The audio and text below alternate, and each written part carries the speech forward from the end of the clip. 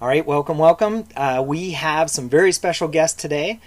We have Tanya and Ella from Converge Dental, and they're going to be talking to us about some very exciting stuff, in particular, how you can help your team achieve the vision of the doctor and the practice. So, ladies, welcome. Thank you so much for joining us. Thank you so much. It's our pleasure to be here and super excited for the listeners to hear about this information and get inspired. Can you give us a little bit of overview of what we're talking about here about the restorative dental partner and the restorative dental partner being part of the team as the assistant, your hygienist, your front desk, and can you just elaborate of how you're bringing all of these important roles of the dental practice together? Sure. Think of it as a custom experience, right? From the initial interaction to retaining lifelong customers. That's a result of a team effort. Team that understands the practice vision, mission, and the core values will promote dentistry or opportunities based on patient needs, wants, or desires without any hesitation. So when the team that emphasizes on creating that trust-based relationship with patients acts as patient advocates and promotes dentistry, that's what we call restorative dental partners. And that's where assistants, you have an amazing opportunity to be that restorative dental partner for the dentist because you spend so much time with the patient. You have so much opportunity to create that trust-based relationship with patients because there's the opportunities where when the doctor suggests or recommends the next stage of treatment, they leave the room and the patient turns to you and says, would you do that? Or what did he or she What did he just say? That's right. What are those letters and what does that description mean? Exactly. So that's what we consider, that's what we mean when we talk about restorative dental partnership with the dentist. We always inspire the dental team, assistants and hygienists in particular, to understand that the doctor is your peer. You're there to guide the doctor, work together with the doctor, not under the doctor's supervision, but work together in conjunction with the doctor to achieve the practice vision together. So your leadership is very important to make sure that that vision comes to fruition and the practice thrives with you being in it. I love that term leadership, but there has to be a leader. There has to be someone in charge that shows that starts with that initial vision of that core value or that mission statement, such as we have at Cornerstone as well. There's a business behind it, of course, but there's this vision of what the outward goal is when it comes to bringing patients in and retaining those patients for long-term treatment care as a long-term client of the dental practice. And I think a lot of maybe kind of quote-unquote issues that happen within the dental practice is maybe where this comes into play, to where maybe there's not a definitive leadership, there's not a definitive goal. What do you girls think? That's 100% right. We always teach our dentists that we work with and the teams that we work with, in particular dentists, that it's important to be a leader. You cannot just expect others to just know what to do because you have a philosophy of treatment and you have the core values that should be defining for the team to understand how do we treat patients? What are the core values of the practice that we share with our patients? So and we also teach dentists to inspire the team members to be leaders within their own area of expertise. So if you are a dental assistant, if you are a hygienist, taking the lead within your own department is very crucial for your own fulfillment, number one, but also for the practice growth. And then you're able to bring value for yourself, for the patients, and for the practice. Yeah, because we don't want to be, when it comes to a dental assistant standpoint, or, sometimes we see, I want to become a dental assistant, but I just don't want to suction for the day. Yes. There's so much more to our career field when it comes to our knowledge as a dental assistant, that bringing back in that focus and that leadership.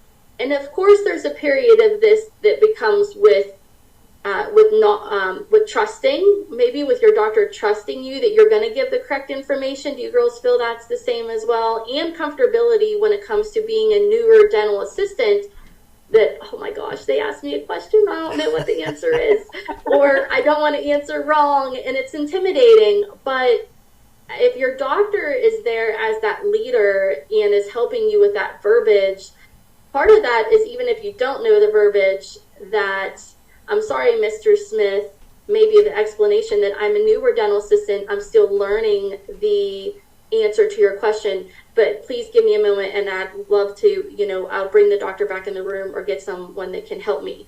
So I think that it's just being open and, like you said, being that partnership as a side-by-side, not this, the doctor, owner, office manager, not this tiered type system of someone being, in the sense, in charge aggressively. Correct? Do you think as well? That is very true. May I add to your point, because that is a very important point, especially for new grads that are going out there and practicing with dentists. You have to understand that, number one, doctors know that you're newly educated. It's okay, number one, to be vulnerable, to say to yourself, it is okay that I am learning, and if I make a mistake, that's okay too, because a mistake in our eyes is an opportunity to learn. It's not a mistake that you're going to be fired for, because the dentist that hired you understands that you still have a learning curve. You have to learn his or her treatment philosophy, his or her preferences on things. So you take your time to learn the practice. You take your time and be open to making mistakes. And like you said, be open to the patient saying, I don't know this, but I will find out the answer for you. There's a difference with that versus staying aside, so like, I'm not sure. The dentist is also looking for a leader or a partner. So if you take charge and say, I don't know, but I'll find out for you, that's a better approach to learning for yourself and providing the best experience for the patient. The patient will accept you and will trust you more if you are being honest with them to say, yes, let me find out for you because I don't know the answer, versus they can see that you're trying to kind of wiggle your way out of it and trying to answer some way. They can see, so don't pretend. No, don't pretend. Don't pretend. And education enhances understanding. It's a great quote. We're famous for putting quotes in our weekly PowerPoints to our students of inspiration and how we can help. That we all have to start somewhere. We all have to learn. And no matter if you're an experienced dental assistant going into a new practice, or if you're just a new dental assistant or hygienist that's going into just your first practice in general. But the leadership is key in morale in your office, and bringing those leaders or bringing those employees together and creating that, some people don't like the term family, or, creating that morale to each other is important. And whether it's an event in-house, John and I love potlucks and celebrating someone's birthday, or just the small things that really can bring your office staff together and make a true difference. And just in that conversation of understanding what we're all, in a sense, going through. That's right. That's positive team culture. That's what we teach as well. Yes. And create that culture. And to your point as well is, when you do have a dental assistant who doesn't know, or like you said, experienced or not, it's okay to ask the dentist, what is your philosophy, or how would you like me to do things? But at the same time, have an open communication to also bring in your ideas and share your input. Yeah, because your dental practice, we all get, in every profession, in a sense, to a certain, it's going to feel a little stagnant of how can we bring new things to the picture? How can we bring, just because, Sarah, Sally, and Karen have worked at the practice for 25, 30 years, and it's been their way, and now someone's retiring and someone else is coming in, it doesn't mean the new ideas are bad ideas. But we have to adapt and we have to change. And I think patients like those changes as well, whether it's painting the waiting room or, there's a new face, on staff, that we have to create that morale and bringing that value, I think Ella said, to our own personal, you have to feel like you made a difference, that, that you want to be really a part of the genuine team that can help the growth and be a part of the business and be a part of, in a sense, those maybe not in the decision making when it comes to the business tactics, but at least that your maybe opinion or your outside perspective was at least heard and valued, not belittled, as unfortunately can come across sometimes. Exactly. So there is a way that we teach our teams in particular, how do you bring this value and measurable value, right? Sometimes you come into the practice, you bring in some changes, and there's a feeling like, wow, this is great, but there's no measurement or data to analyze and figure out, okay, yeah, did that truly make a difference or just feels different, right? So yes. We teach our teams, so how do you measure your data by using data? How do you make a difference? So once you implement certain things, observe it, measure it, make sure you have the data to back up why you are valuable, what value you brought to the practice. And that's something we would like to discuss here as well, so your listeners can take it home and say, maybe starting Monday, this is what I'm going to do to make sure that I am able to show my dentist or my team that here's the value that I bring into the team, here's the changes that we made, and here's how it affected the practice or the patient care or things like that.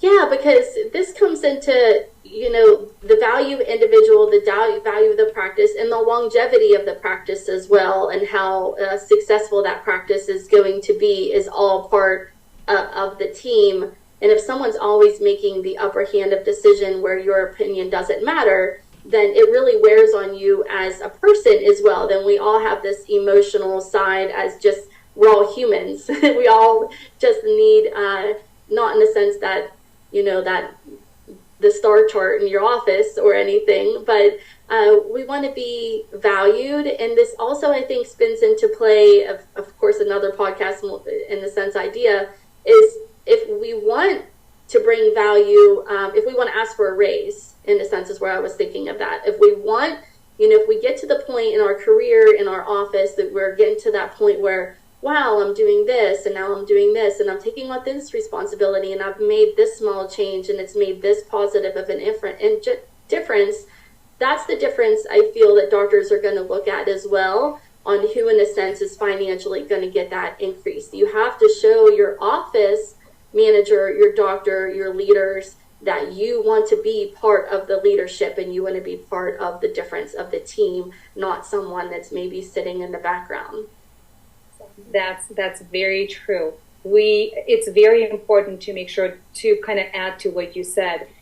It's important for yourself as an assistant to take the time to evaluate, okay, I have reached my growth potential right now. I have done what I can do best. What is my next level? Take charge. If the dentist does CEREC dentistry, try to make sure you understand how to scan, how to create the crown on the screen. Maybe you become the lead assistant to do CEREC dentistry. Or if ortho is big part of the practice, maybe you take the lead and be the lead assistant for ortho.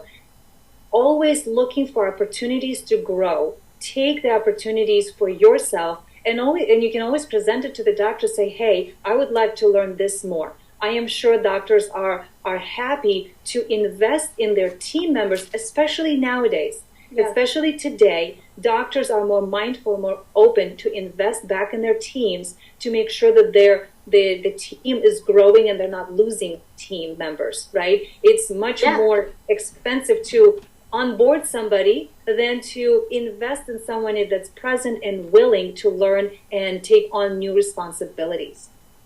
So, what do you think that would be something that maybe you would say, maybe you would have a more experience of working hand in hand with maybe dentists is, unfortunately, I also been in the situation of to where an office is not encouraging that growth. The office is fairly stagnant. There's nothing of change. And you want it, but you don't feel that maybe your doctor is encouraging that.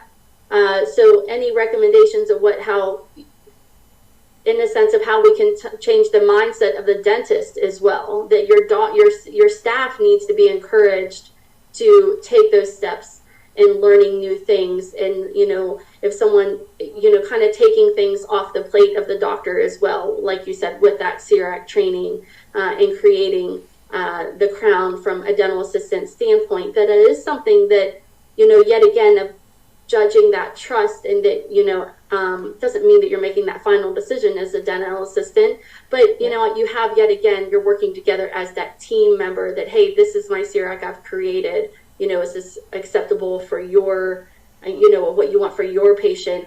And those doctors sort of, in a sense, encouraging to let go of their reins a little bit as well, and letting your staff do those things that can help you as a dentist as well.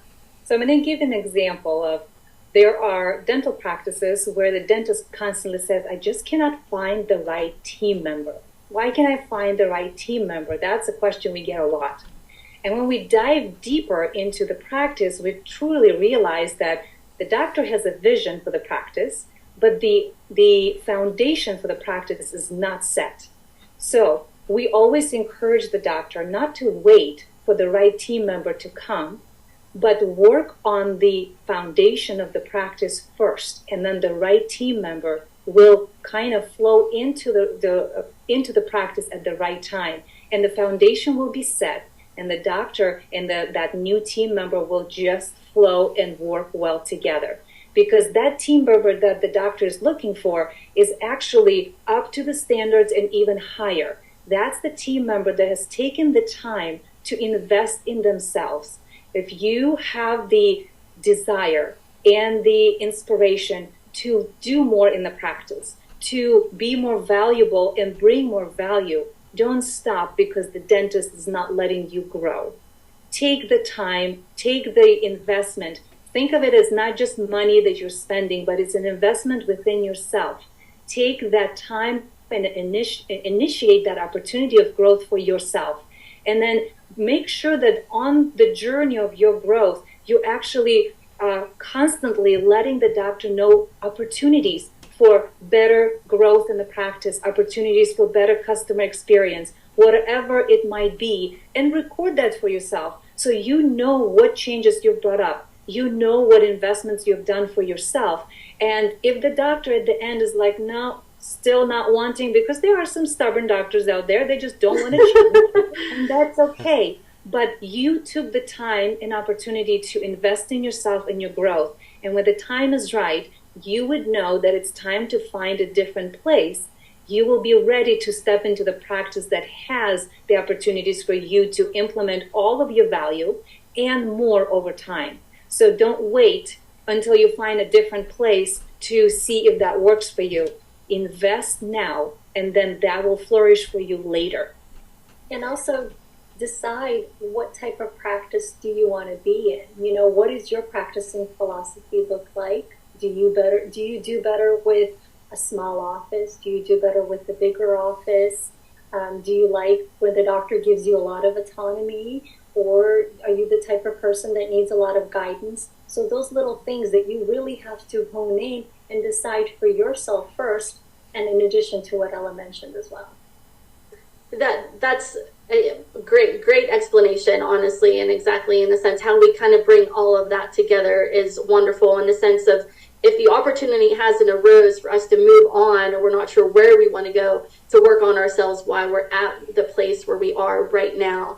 John and I are always telling our students, and we always encourage those of you that are listening, to all four of us, in the sense of we're your professional contacts if you need help, or just kind of like to vent or conversate, or what do I do from here, is that there's an experience that you're going to take no matter where you are right now, whether it's a great experience or whether it ended up not being the great experience that you were hoping for, from many different avenues. That sometimes it's just not your right fit of where you are, and the next person that would come in, it's the great fit for them. But where you are now and investing in yourself is so important for your stepping stone to where you're going to go to. And unfortunately, we even take those sort of negative experiences with us. Not in a sense you're carrying negativity to that next practice, but you're thinking to yourself, oh, it's in a sense that red flag moment that this is not a repetitive, I don't want to repeat this, or I don't want to see this at the next practice that I'm at. But we always want to say we're in Pennsylvania. Of course, you're located in Kansas, correct? I almost thought I had it wrong. So the CE courses, in the sense of what we all need across the country, are all different. But regardless, we always want to tell our students, don't even look at what is quote unquote needed. That just because you don't need the CE course for your license renewal, no matter who you are, in Pennsylvania as a CDA or as an expanded function dental assistant, and your licensure in Kansas, that take those education opportunities, take those education classes, whether it's online, if you like online. I personally like in person, and after COVID, it's been a while that these CE courses that are educational are starting finally, in a sense, to come back. John and I, who knows what will happen in the future of our professional contacts with each other. But if you're listening to this and you're able to create a CE, it would be really great to see CEs geared more towards dental assistants. That we have so much for doctors, we have so much for hygienists, that to create this camaraderie and this education standpoint for a dental assistant would be phenomenal to see that kind of turn into that direction as well. But bringing value and that knowledge to you individually is just going to snowball into your dental practice as well. Mm-hmm. I'm sure that when we have another episode recording with you guys, we'll go into more details of how you can as a dental assistant take the steps to create value for yourself. Because there's simple steps that a lot of people just overlook that can be implemented on a daily basis to, again, grow yourself and show your value to the practice that you're in. And again, if the practice you're in is not valuing you and what you're bringing, you don't think of it as a negative, but think of it as an opportunity for you to create yourself to the point where your next opportunity is going to take you in and be so grateful that you are in a position where you are, that you have the education and the skill and the confidence to where you are, because you'll be able to help that practice grow to their next level of maturity. So take the opportunity, as I mentioned before, and go with it. Don't let anything stop you. You're the only person that can grow and make yourself valuable. Yeah, and investing in yourself is so important, and it's gonna, you could go into that next practice and they're like, oh my gosh, this is exactly what we've been needing. This is exactly the ideas that that's in someone's head, but they're not sure how to expedite it, and maybe you're the person that comes in, and now you're the person that has expedited, and you just become, you don't have to move up to an office manager position or a financial coordinator position, or a lead dental assistant position. You don't have to have that title to be a leader. That's you don't right. have to be, if you're the person that's in your practice, then someone in your practice is doing something that's wrong, and you continue to do it right. Hopefully that trickle effect is like, oh, Amanda would do it this way, and I know this is the right way. So since she's always doing it this way, I guess finally I'll do it the right way. Don't get into the ultrasound with no gloves on. That's right. Yes. I've actually learned that from my first day in a dental office, not as a dental hygienist, just as a receptionist. And I went in without any gloves in the water, and I was like, yeah, I should not have done that. But yeah, you learn from experience. You learn from experience, but it's definitely a big no-no. And I know John and I are, of course, it's a pet peeve. Do not get into the ultrasonic with no gloves on. And if you see someone that keeps doing it, you just keep putting your gloves on and getting in there, and hopefully the correct repetition will repeat. So, but these experiences, what helps you learn and grow. Yes. If we don't fail, quote unquote, if we don't go through them, then we cannot, see our potentials and where we can be and how to be and how to guide others. Yes, and we can have plenty of ideas of future podcasts, but when someone is correcting you when you're doing something that's not correct, you have to be open-minded to that correctness as well, and not take it to so negatively that someone's quote-unquote trying to tell you what to do. We're just trying to keep everybody safe and everybody making conscience correct infection control decisions in the correct manner. Ella and Tanya, we can't thank you enough from Converge Dental for joining us today. I think someone mentioned something about some freebies, maybe. Do we know anything about that, ladies? If you're going to go to our website, convergedental.com, and you click on contact, we give out free discovery sessions for 30 minutes for dental assistants or your practices or managers or whoever. If you have questions, if you need guidance, you can always call us and reach us so we can guide you in the right direction. We're here for you because our passion is to see you grow. Our passion is to make a difference, and this is the way that we give back to the community. So you have a free 30-minute session. If you choose to take it, we are here for you. Great. And Amanda and I will probably jump right on that. So there's only a couple of those 30-minute sessions left. So, for our listeners out there, make sure this is a limited time offer, I'm sure. So don't hesitate. And just out of curiosity, ladies, if someone needed your services, how would we get in touch with you? You can contact us at contact@Converge Dental, or you can go to our website, www.convergedental.com, or you can find us on all the social media platforms. It could be Facebook, Instagram, YouTube, you name it. We're there.